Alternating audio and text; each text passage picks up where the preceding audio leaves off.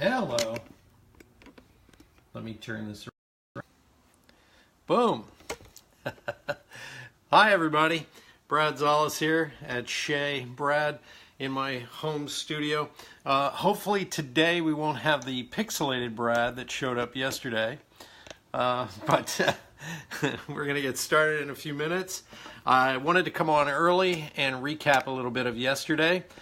Just let me know if everybody can hear me. I'll be monitoring things on my computer as well. Quick recap from yesterday. What did we talk about? Oh, we're talking about millennials and what changed them. So we went from playing with Lincoln Logs to working with video games and high tech, everything. And that has changed the behavior of the next generation. So they had Star Wars and movies and things that came out that actually show them how to use this technology in a ubiquitous way. The second big cool thing was their toys, video games, Teddy Ruxpin and all these things were highly interactive. And third, they had parenting that was very different. So when they went into the school system or when they were in the household, the hierarchy flattened. And so now you had a generation that was raised on video games to learn quick, destroy, do what they got to do, and they could collaborate with anybody older than them as if they're equal peers. So now that you know that, now you know why things have changed dramatically. And if you look at Frederick Winslow Taylor, he basically said employees are like cattle and they should be treated like that. And I disagree. So you have 100 years of management theories that are still in place while people at the bottom have changed. We have evolved into basically a new economic order that makes people see things differently, behave differently, want different expectations, stuff like that. So we're going to get started in just a minute or two. We're about to be live on here, and or we are live, and I'm hoping I don't get pixelated today like I did yesterday. I looked like a how can we say it, a lizard man. So we're going to be talking today about how to hire better, or for the theme that Phil has, exactly how to hire in the 21st century. And hopefully I'll see all your questions and things like that. I'm going to try and bring those in and do those live. Anyways, let's get started. Welcome aboard. I think I have to do something over here to see if you're on here. I don't see all the people. Let me see if we get the chat. Okay, don't need the chat. We're the people. I don't see anybody. So give me a shout out on the group forum. I'll be monitoring it here as well. And I think we'll have some fun with this. So let's get back in the saddle. How many of you have hired somebody and you've been so excited that they're joining the team and then a month or two later they leave? Or it kind of looks like they don't have the skills that showed up on that resume, and they just decide, well, you know, I'm going to Patagonia, or hey, I'm ducking out for an hour or two because I got a yoga class, or they show up with flip-flops. Hey, how you doing, Sonia? You know, things like that are happening in this day and age. And I want you to understand that the generational divide, and we're still using old management and hiring practices. Not that any of them don't work anymore. It's just that we're still looking at the resume and going, what college did you go to? Did you get straight A's? And oh yeah, you're the perfect candidate. Depends on what you want to do. And I'm going to be talking a little bit about how I've hired people and been successful and expanded my business over 425% for 5 straight years with only 5% attrition. I'm going to show you how to do that today. So let's dig in, how to hire better in the 21st century. I don't know if this is going to come out perfect for you, but this is not the Maslow's hierarchy of needs. And if it was, there'd be Wi-Fi here at the bottom for today's tech-savvy individual. But this is actually the baby boomer career path. At 20 years of age, you're supposed to sit down, shut up, and listen. At 30, maybe you've shown some qualities that allow you to become a management material. Ooh, now we're going to bring you into the fold. Maybe you get an assistant management position. By 40, you're supposed to be in charge of stuff. Your kids are in school. You're going to be doing big things. You know, this is going to be, you're on track for management. By 50, you should be running things, have a corner office. Young people are looking up to you, admiring you for all your experience, and they're asking your advice, right? How's that working out so far? Not very good. So what happened is age was the prerequisite for this. Age is no longer the prerequisite for advancement. It's your skill set that you bring to the table today. So if you have a baby boomer right here who's being managed by somebody who's in their 20s, they can feel like a failure. So we're going to talk a little bit about, not only about hiring better, but I'm also going to be talking about how to manage people maybe twice your age in the next couple of days. So what do you do with this? Most companies have been forced to get rid of this model, and this model's inside the head of every baby boomer because this is based on experience. That's right, experience. And today, when you come into a company, a lot of times a young person coming out of college with an MBA wants to tuck right in there under the 40-year-old and start working and doing management and big things. How many of you, and tap like or put up your hearts, you too, Sonia, welcome aboard. How many times have you had an interview where somebody just looked at you and said, how long did it take you to get that position? And you say, well, 16 years. And they look at you and you go, I can do it in 3. I know some of you are laughing, some of you are frustrated, some of you, this actually happened. And you're probably quite upset by it. But what it really is they've been raised with video games and competitiveness and things like that. And the one thing that millennials, even Gen Xers as well, despise is inefficiency. So to them, why did it take you so long to get there? They don't understand the timeline that we had to live through. And I'm gonna throw this out to you. You may want to think about this. What took your parents 10 years to learn, a Gen Xer, it took them maybe 10 months to learn. And for a millennial, they can learn it in 10 days. And it's simply because the cycles of learning are faster. We can now get things on YouTube. You can learn a technique right away. I've learned some really amazing software skills just by watching YouTube videos. So that training helps you. It doesn't make you a master, but you can pick up these soft skills really, really fast. And one of the things that you're going to have to do, and we're going to talk about this as well this week, and that is training has to change because of what I just said. The cycles of learning, and you have a generation that was exposed to all 10 learning styles. So they're not sitting around waiting to sit in a classroom with their head up in the blackboard and maybe they'll watch a video once in a while. They want to be interactive, they want to be moving, they want to grow, they want to do all kinds of things with that. So with all that said, I'm going to go in and we're going to dive deeper into how to hire better in the 21st century. Once again, my name is Brad Szollose, and I am the award-winning author of Liquid Leadership, and I'm incredibly honored to be asked to be in this group for this week to end the 2017 year. So I'm going to teach you exactly how to hire people in the 21st century. So back in the go-go 90s, I was hiring individuals to build websites. Back when nobody knew what a website was, but it was exploding. And my little company, K2 Design, we did the Gary Kasparov Chess Challenge for 2 years in a row for Ogilvy. We did the biggest websites you could ever see, like American Express, Bell Atlantic. We had an ongoing contract with AOL and MCI, which later became Sprint. So we were handling large contracts, but I only had like about 30 employees in the beginning. We grew to 60. And a lot of people were asking, well, how did you know how to hire people? Well, I had one criteria, and that was we needed people who were innovative.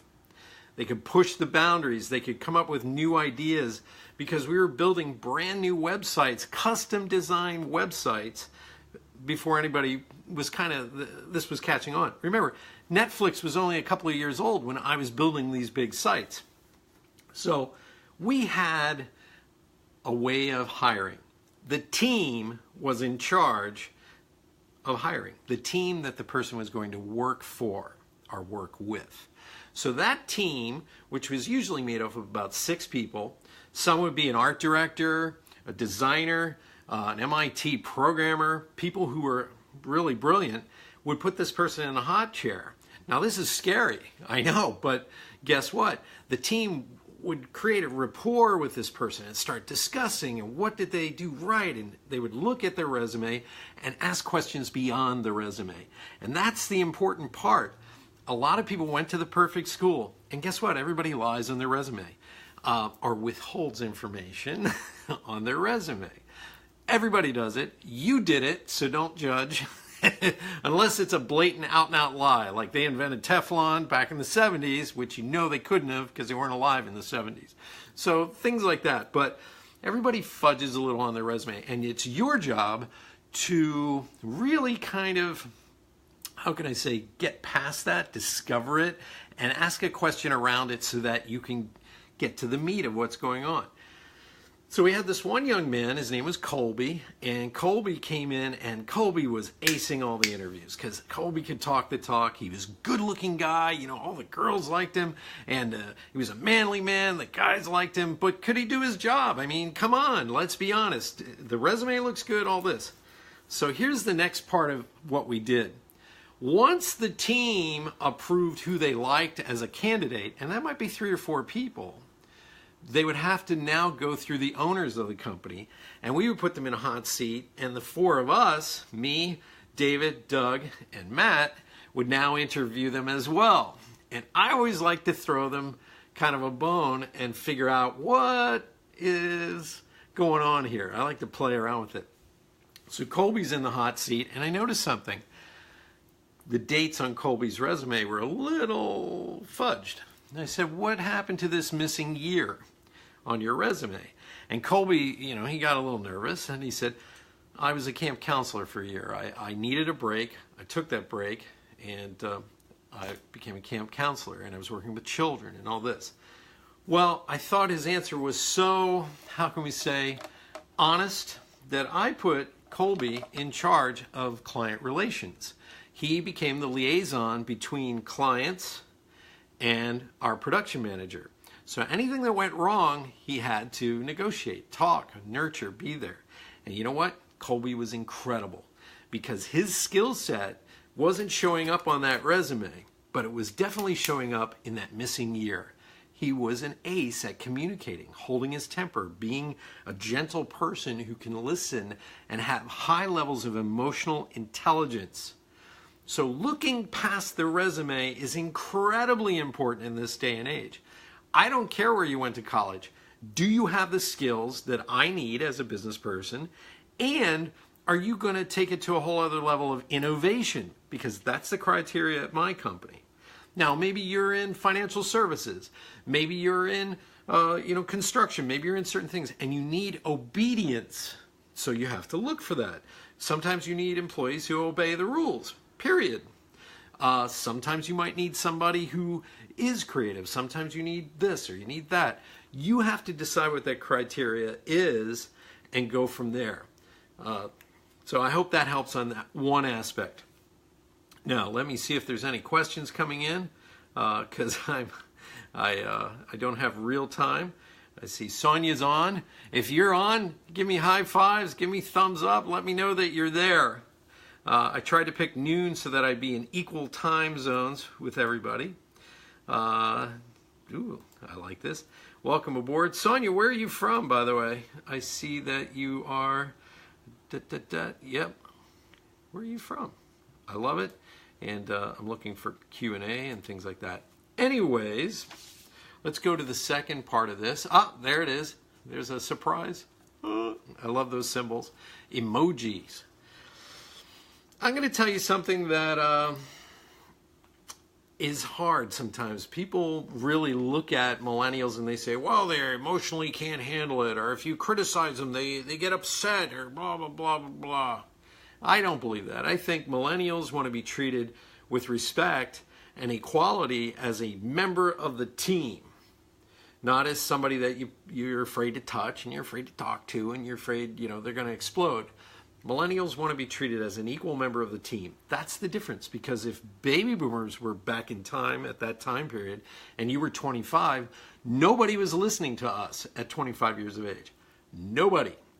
So guess what? Today you have a generation where we need their innovation. We need their insight. We need all that, because we can't get our work done unless millennials are included in this. And you know why?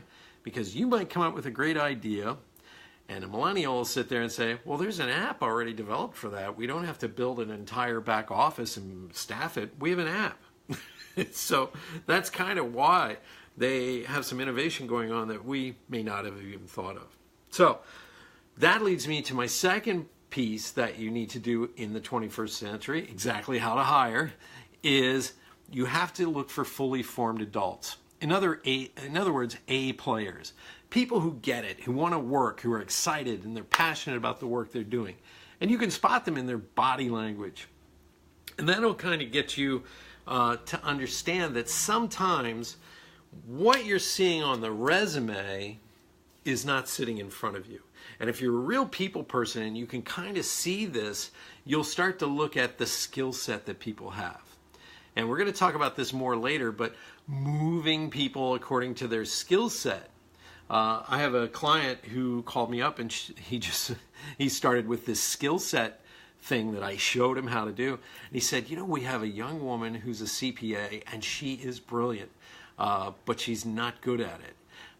But she is an incredible creative person. And when we try to do the email and we try to connect with our corporate clients, she is incredible. So he moved her to doing the monthly newsletter and going on sales pitches. And guess what? She is thriving in that company, and her asset to that company, being an asset to that company, her credibility has risen like 100%. It's like doubled overnight. She's not a really good numbers person, kind of like me. You don't want me doing your taxes, okay? I got 100,000 back. How'd that happen? Ooh, whoops, wrong zero. I'm not that guy, but I can create a brand out of scratch. I can be the creative director. I can show you how to manage creatively so that you can get the most out of people. So look for skill sets in people and make sure they're fully formed adults. A players. Netflix does this. Do you know that? Do you know why they do this? And everybody can look this up. I'm going to post this later. But Netflix had an incredible expose that was in the Harvard Business Review. And they basically said this. They stopped hiring 2, 3, and 4 mediocre people and started hiring 1 A player. And they did this because the A players get more done. Now, if you have a room full of A players, it's kind of dog eat dog. It becomes competitive and they're having fun with each other. And they're all sort of alphas, okay? But naturally, you also need people who are going to get the work done. But if you find people who are also, they're just worker bees and they love that being an engineer and getting the work done and, actually building the stuff. You hire the best. Yes, you may have to pay them a little bit more, but you're actually going to save money because you're not going to be hiring double and triple staff. You're going to be hiring less people, and these people are going to get more done.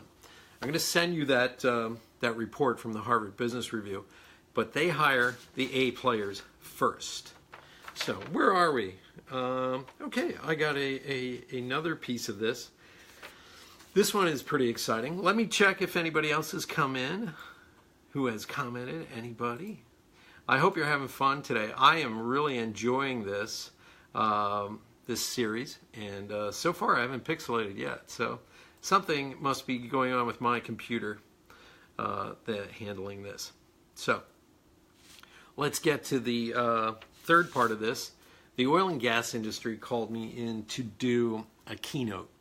And this was the funniest keynote because I have to do a lot of research, and they are really trying to find people, millennials, young people, even Gen Xers, that actually will work really hard on an oil rig. Now, this is tough work. It's hard work. It's dirty work. And sometimes They get hired for 9 months at a time, and then they're off an oil rig, but they get paid for a whole year. Well, they started to find people, but they would leave after 3 months, 2 months. And they found out that a lot of these young men had children with several different women. And I'm not judging, it's just that's what they found. And the state was trying to go after them for alimony. So they would just jump around from job to job. So they couldn't find anybody who was stable and would stay on an oil rig for 9 months at a time. So they had a conundrum. What did they do? They found the people who were working hard, who were staying longer, and who were fighting and trying to maintain that job and loved what they do, and they were doing all these things. They decided to get them to help in hiring the next group of employees. So the HR department would bring in these A-level workers and have them sit in on the interviews. And why do they do that? What do we do when we hire other people? Subconsciously, we look for people who are just like us. We don't know we do it, but that's what we do. Studies have shown that we look for people just like us. So if you have hard workers, A players who are jumping through hoops, the next time you go to hire them, get the HR department to pull them in on each interview and see who they like, because they got to start working with them, right? So they might as well know if someone's going to have a personality clash, or if they're going to get along, or if they see something in this person that you can't see because subconsciously you're hiring based on your belief system, and all of a sudden the person who's on the front line sees somebody who's kind of an equal player, they're going to want them on board. You're going to see a shift in your company or the way you're doing business or the things that you're doing when you start to notice that there's 5 or 6 incredible people in your workforce that you handpicked, and they were handpicked by the team. I hope you enjoy that one. That was one of my favorite. The other thing we did at K2 is we had an employee referral program. And that means your employees can bring in friends to work with them. And some people say this is not a good thing. I disagree, and here's why. You set the criteria or the bar for success on this. You have to set it, and here's how I set mine. I told anybody who was coming on board, I said, look, we're friends outside of this place, but you can't go through me to get this job. You have to go through my business partners and my teams. I am stepping back from this, so you better bring your A game. If you don't get it, I don't want you to be upset with me, but you have to win them over, not me. I had probably about 3 or 4 people who worked for me at K2 who were actually personal friends, but they had to win over my business partners, and that wasn't easy because they set the bar a little bit higher for friends because they didn't want favoritism, culture clashes, things like that. They wanted people to work harder. And guess what happened? This is the weirdest part. People who are friends, who are working together, actually work harder together because they stay longer, they want to outdo each other, they want to work as a team, they want to get excited by the work they're doing, and they're in the trenches together, and it's the weirdest thing. But when friends start to work together in the right environment and have proven themselves to be equal to the task, guess what? You get some really great talent coming on board that's equal to the talent you already have. Again, you're bringing A players to the team.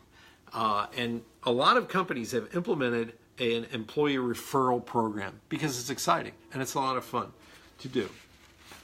The next part of this, and you'll find this in the Netflix report I'm going to send you.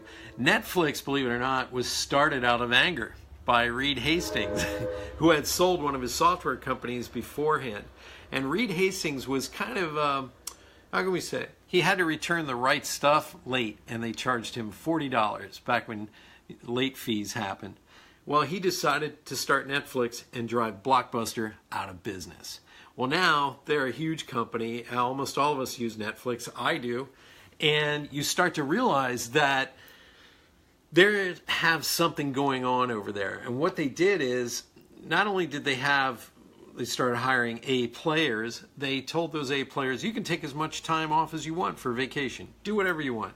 A players don't like to take a lot of vacation time, so that hasn't been taken advantage of yet.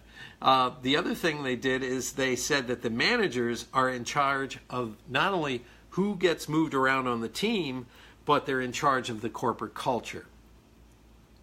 I'll say that again. The managers of those teams are in charge of the corporate culture of that team. So what that means is they look for incentives, motivators. They move people around according to who's going to be working on a particular project and what skill set they have. But here's the most important part, and if you have a pen, I want you to write this down. This was powerful. When I discovered it, I thought, wow, everybody needs to know this, and that is this. Each manager was required to go on a retreat, sit down, and visualize where they wanted to get their projects done for the year, how they would get those projects done, where those projects would wind up at the end of the year.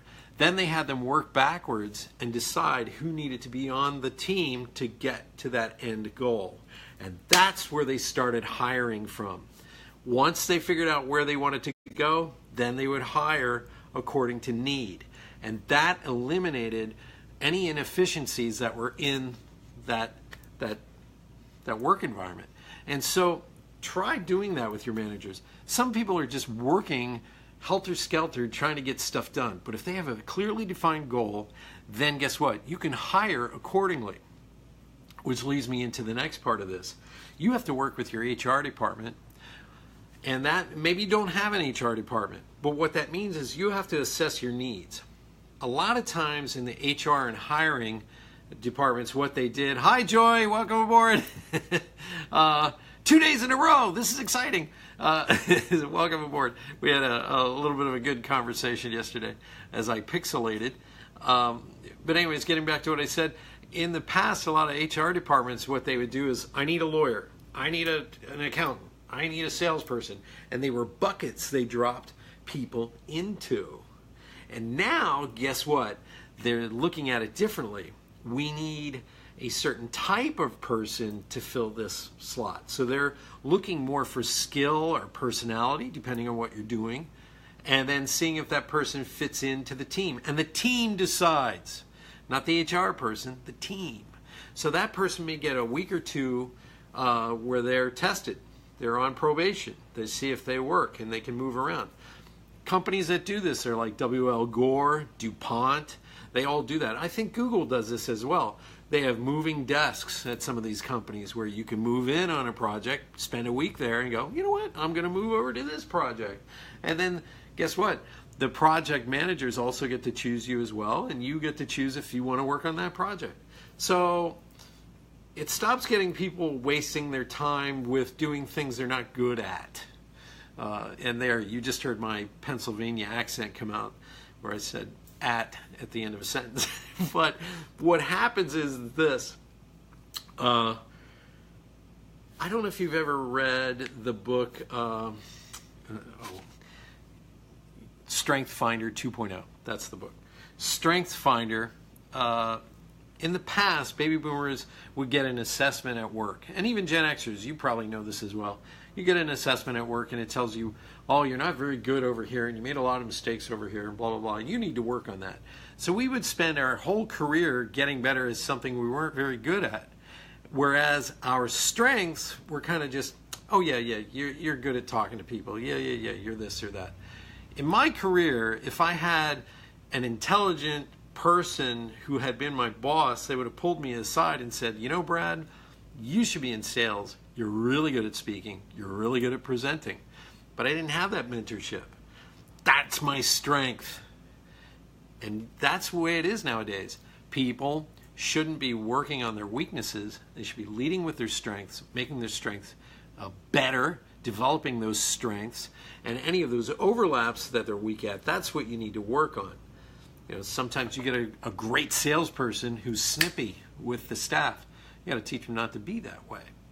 And things like that. You just keep doing and growing your company by looking at people.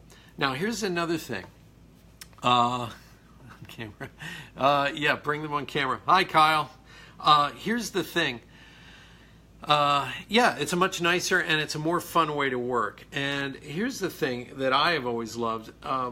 your work environment should be fun. It should be the kind of thing where we shouldn't have to fear our boss all the time. And here's why. Well, we all did this. I'm going to just put it out there. How many of you, when the boss would leave, you'd be like, yeah, party time, and everybody would have fun, especially on a Friday at 1 o'clock. And then all of a sudden, the boss comes walking back in, you're like, oh, and everybody's frozen and they go back to work. Well, that's kind of a parent-child paradigm. The boss has to be there in order to, get the work done. But in the 21st century, what we want to really do is we want to teach people how to work when nobody's around watching them work. They have to be able to self-manage themselves. I don't have time to teach you all the little nuances, but if you go through my 12-week training like Zappos does, guess what? You'll wind up being better at your job than anybody else that's been here ever. Training has to change as well. I just want to let you know that. So any questions? I see Kyle. Hey, how's it going, buddy? We're having a lot of fun here, and let me reload this page, but I want to see what some of your comments are. I'm getting some of them, but not in real time. Are there any questions before I wrap this up? Here's something, I always find this funny. We managed our culture at K2 really tightly, and what we did is we had employee incentive programs, and one of them is we said, okay, at the end of the year, if we all meet our numbers and we all kick butt and take names, we will pay for half of you wanting to go on a ski trip, because everybody wanted to do this end of the year ski trip. So we did this big thing at Stratton Mountain, and we paid 50% of whatever they matched, we matched as well. And so what happened is you'd be amazed at how people jump through hoops because they want to go on that trip. They want to win the day. They want to be excited. So each manager had to be involved in the assessment of the employees, be the inspiration. Let's get this, let's get that. We want to go to Stratton and blah, blah, blah. And then we rented a bus for them, drove everybody up there, and we spent 3 days there. Guess what? Monday morning, everybody was in their seats at 8:30 a.m. Boom. It's simple. Managing people in the 21st century really is simpler than you think. It's about realizing they're not obeying you because you just throw out a command anymore. Because people at the bottom are educated now. They know how to put together their computer. They know how to reach a target market that you may have trouble reaching as a marketer. Your employees may know how to do it. People at the very bottom may be intense at getting something done. Move them around according to need. Oh yeah, Kyle, we have a monthly and yearly bonuses, but it's not motivating people anymore. What is missing from that motivation is maybe the excitement of the work. Maybe the people that you're working with have lost their excitement too, the managers and things like that. So I would have a meeting with your people managers and see how you can kick it up a notch. Because yeah, what motivates a millennial will not motivate a boomer. So you have to figure out where that crossover is, where all the generations are going to get excited by the work they're doing. And that might be a group get together. That might be individual bonuses. That might be giving a plaque or a reward in front of everybody to show how this person's kicked butt and created incentive.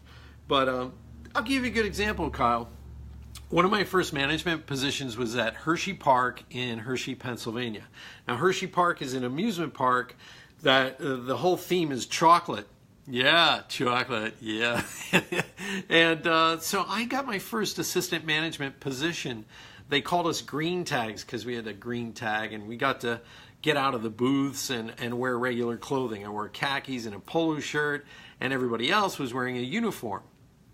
So here I am, I'm 18. I finally, yes, Melanie, ooh, chocolate.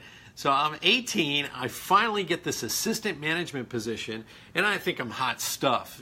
I don't know anything about managing people. All I know is if I bark an order, I expect it to get done. My arrogance. I was a kid. What did I know? So I'm 18, and I'm standing there, and I'm managing other 16 to 18 and 20-year-olds. Do you think they respected me? Probably not. And I used to use the same 4 or 5 guys to help me do the banking every day. And that's where I would go into the game booth, take out the bin of quarters and replace it with an empty box and write down the amount of money that was in each box because we had a toggle switch. And then we would push this 600-pound filled with quarters shopping cart all the way up the hill to the office, to the gaming division office that was upstairs in the arcade. By the time they were done with that, they were sweaty, we were exhausted, but I needed 2 people every day to work with me. So I rotated between these 4 or 5 people. And guess what I did at the end? After they worked so hard and they just were exhausted, I would go buy them an ice cream soda. You know, root beer with vanilla ice cream on it, and we'd go behind the stands and we would sit there privately, and for 10 minutes they could cool off, have this great drink. And guess what? I also gave them bonus hours because we were working around child labor laws. So I gave them like 2 to 4 bonus hours, which could equal out to about $20 extra per paycheck in 1979, 1980, 81. That's a lot of money back then. So one Saturday morning, a whole group of them get together at 10 o'clock when we're just about to open, and one of them yells at me and goes, "You play favorites." He was very mad at me. The group was mad. You know, they were about to form a union. And I looked at them and I said, "You're damn right I play favorites."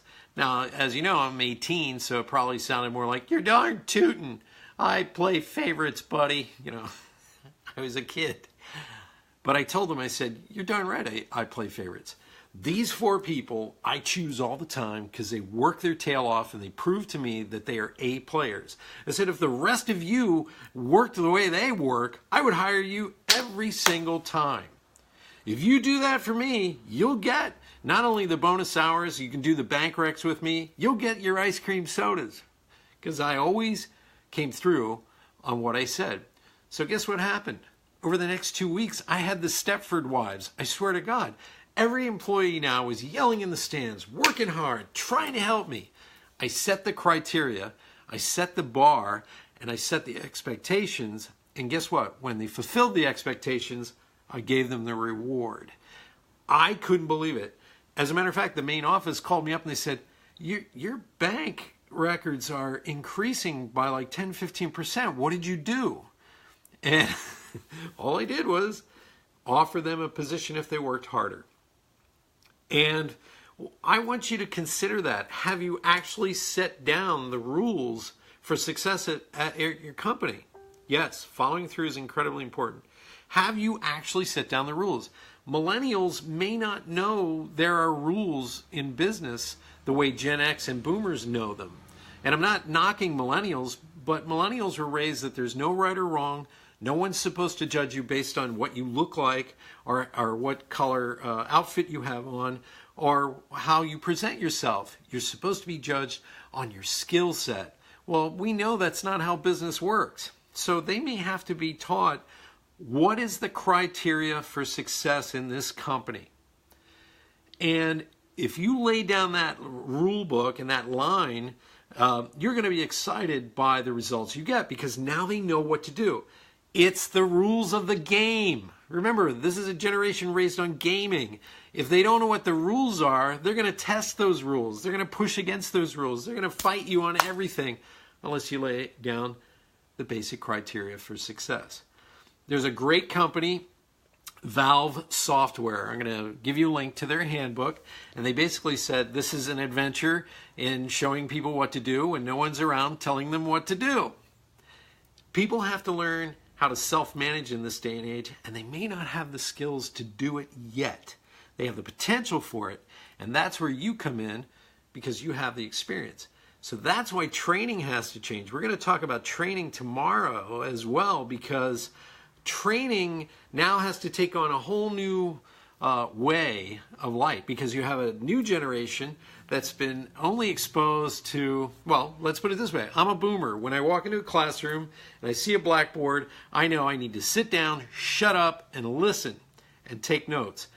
That's only 1 or 2 learning styles. But you have a new generation that was exposed to video games and interactive toys and teachers that collaborated with them. So they've been exposed to over 10 different learning styles.